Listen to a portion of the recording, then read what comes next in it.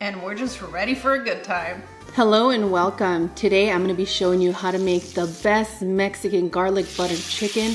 I'm going to show you how to keep this chicken nice and juicy and how to layer your flavors so that when you bake this in the oven, the only thing that comes out is nothing but perfection. In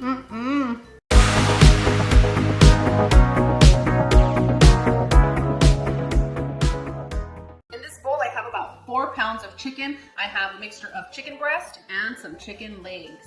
And you guys already know I can't fit everything in this bowl, but I will be doing a total of 4 chicken legs. So go ahead and add your ground cumin, chili powder, paprika, onion powder.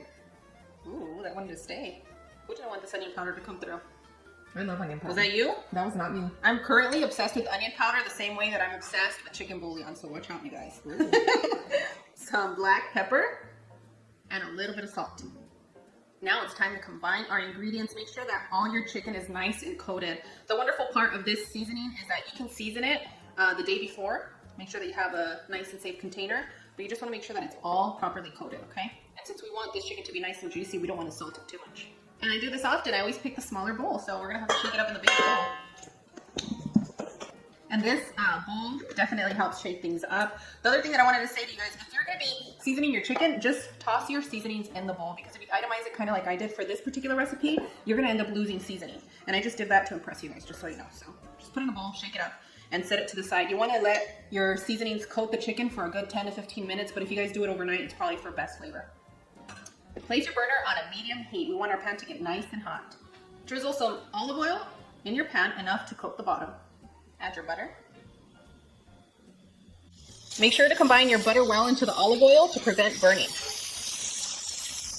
Once your butter has melted, go ahead and add your chicken and make sure that you're placing it skin side down. We're going to continue to cook our chicken on a medium heat for 6 minutes. If you see that something's way too hot, make sure to gauge your temperature and lower it just a little bit. At this moment, you do not want to move your chicken. We want to get a really good sear on the skin side of the chicken. After about 3 minutes, you want to start flipping your chicken to make sure that we sear all of the sides. And searing your chicken on a medium heat should only take you 6 minutes. It's a hot cast iron pan. Now, if you're using a different kind of pan, it might take you a little bit longer.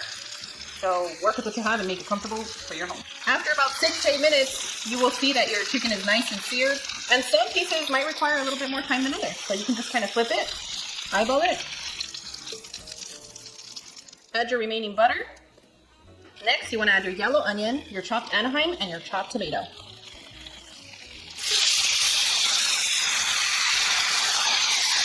Next, I'm going to add my garlic, and all I did was just smash them a little bit with my knife from the cutting board. Combine all your ingredients and continue to cook on a medium to medium-low heat for 4 to 6 minutes until everything gets nice and soft. Next, you want to add your all-purpose flour. Combine that well. Should take you about 20 seconds to cook your flour into this buttery, delicious seasoned oil. And next, you want to add your tomato sauce. And allow that tomato sauce to cook for a good 30 to 40 seconds. And we are still on a medium heat. You smell that? It smells different once your tomato sauce cooks. It just gives you another layer of flavor. After about 45 seconds, you want to add your chicken broth. And what I did is I used a cup of warm water and added 1 tablespoon of chicken bouillon. It's a little brighter. Is that the natural one? That one is the natural one, yes. While you're mixing, you want to add your half and half. Now, for those of you that want it extra creamy, use half a cup of half and half a cup of heavy whipping cream.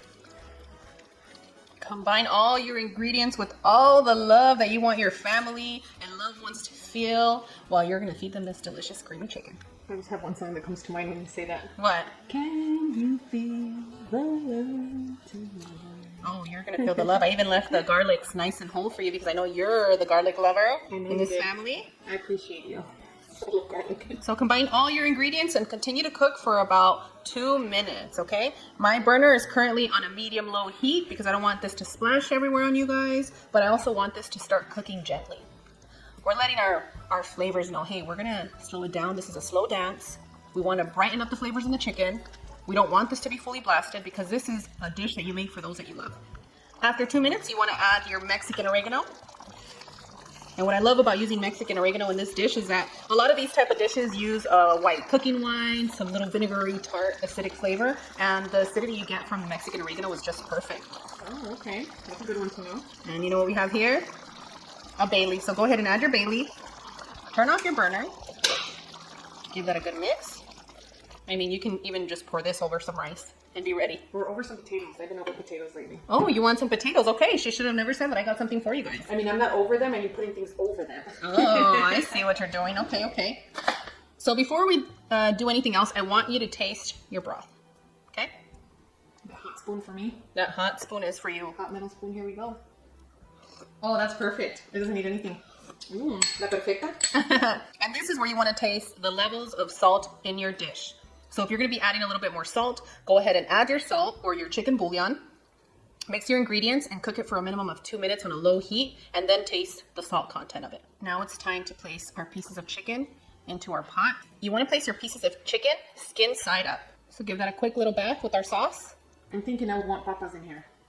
At this point, you can add your potatoes because we are going to be placing this dish in the oven for 1 hour at 380 degrees, and that's enough time for you to have your chopped potatoes and for them to fully cook.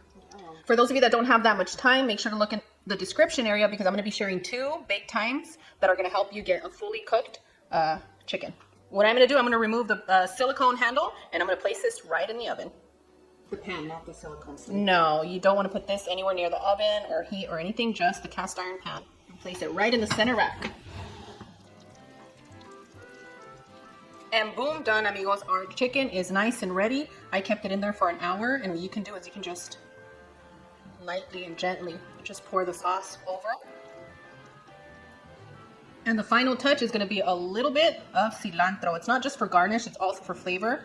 And this is just perfect for the weather that we're having today. We have some gentle rain, if you guys can hear it. There's nothing more perfect than pouring some of this delicious sauce over your chicken and mashed potatoes on this rainy day. Don't be shy with that sauce. We have enough for everybody. Who's ready for an amazing bite? I know you're going to want mashed potatoes with it. It's coming. Say ah.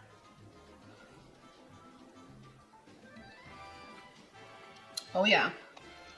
This is amazing.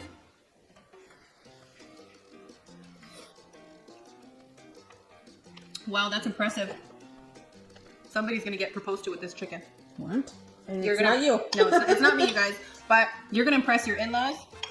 You're gonna impress your family. You're gonna impress your kids, your friends. Anybody you make this dish for, they're gonna be like, "Wow, you made that," and you're gonna say, "Yes, I made it just for you." And sometimes if you just want to spoil yourself, I guess you can make it for yourself. And this is what I do. It's self-love. I cook delicious food and I enjoy it. Right after.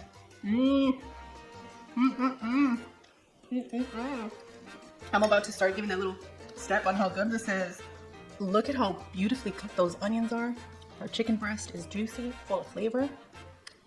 And we're just ready for a good time.